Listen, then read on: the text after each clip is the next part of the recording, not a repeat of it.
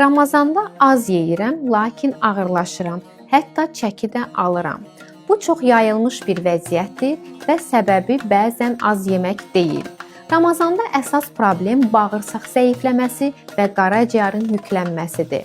Bağırsaq mikrobiotası pozulanda köp, şişkinlik və ağırlıq hissi yaranır. Probiotiklər bu balansı bərpa edir və həzmi yüngülləşdirir.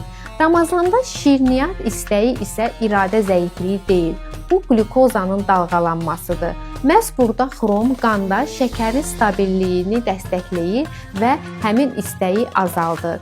Turbati çayı isə maye dövranını aktivləşdirir, qaraciyər yükünü yüngülləşdirir və bədənin öz ritmini yenidən qurmasına kömək edir.